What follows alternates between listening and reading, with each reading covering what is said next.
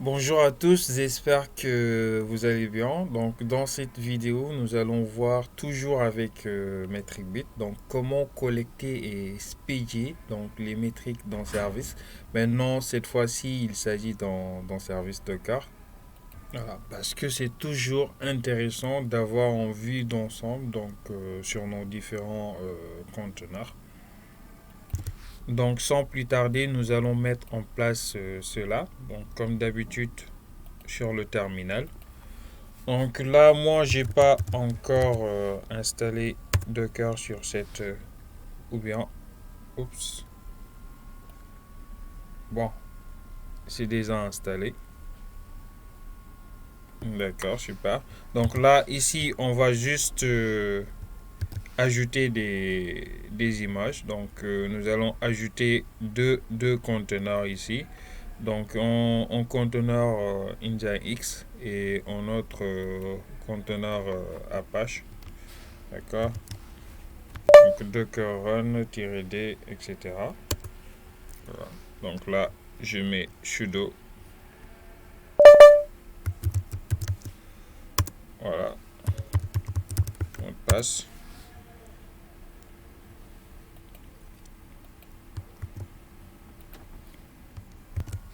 Voilà, donc là c'est bon pour celui-là, le Nginx.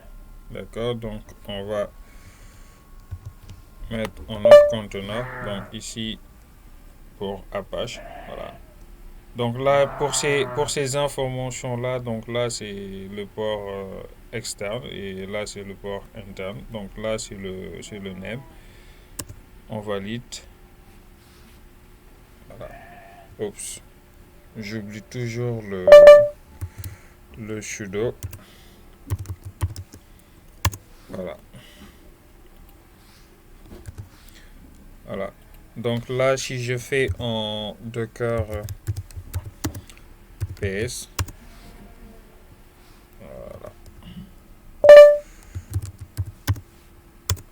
Voilà. Donc j'ai bel et bien mes deux conteneurs qui sont en train de tourner. Maintenant, je vais activer le module Docker. D'accord. Donc, comme on avait fait tout à l'heure avec le module système. Donc ici, metric bit module enable Docker. Donc pour charger le module Docker. Voilà, donc là c'est chargé. Donc nous allons dans le fichier de configuration, donc effectuer certaines modifications. Donc là, sudo pour ne pas l'oublier. Donc on se déplace dans etc. Donc métrique module, voilà, et cette fois-ci donc le module Docker. Voilà. Donc ici nous allons décommenter ces lignes là.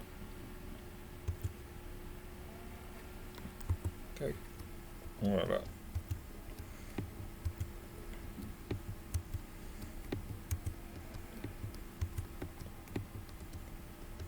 Oups. Voilà. Donc là, ce sont les informations que nous voulons récupérer. Donc le CPU, le nombre de conteneurs, donc info sur la mémoire, sur le réseau, etc. Donc et là, le 10, donc la période donc de récupération. Donc ici, faut comprendre également ici pour la partie host. Par défaut, Docker, il va écouter sur le socket Unix. Donc ici, vous avez Unix / var run Docker socket. Donc là, ici, nous utilisons ce socket pour pouvoir communiquer avec le démon donc depuis un conteneur. Donc grâce à ce point de terminaison, donc Docker va exposer son API donc, qui peut être utilisé donc, pour obtenir donc, un certain flux de tous les événements ou bien les statistiques qui vont être générées par Docker. D'accord.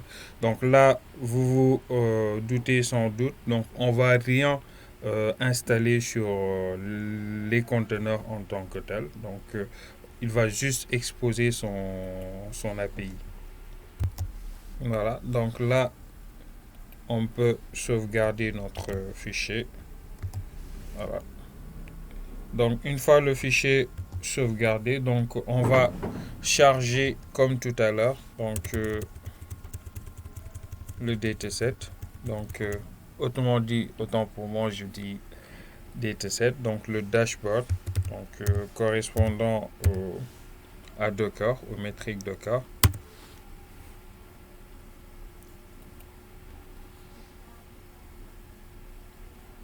Là on patiente. Voilà, donc là c'est bon. Donc comme d'habitude, nous allons dans Kibana, donc pour pouvoir visualiser ça. Voilà. Donc sur Kibana, on va rechercher Docker. Voilà.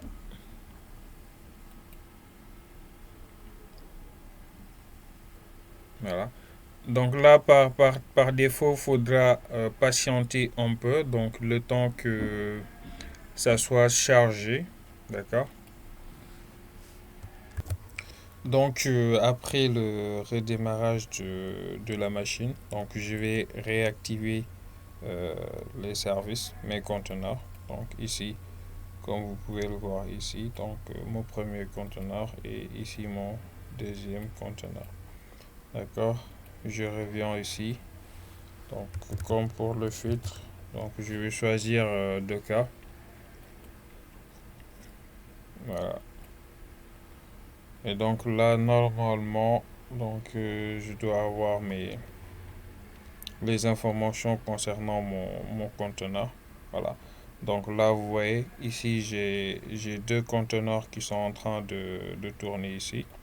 Donc là, pour vérifier, tac, on peut faire en Docker PS. Voilà. Donc si je fais en Docker PS, vous voyez, hop, je vais agrandir.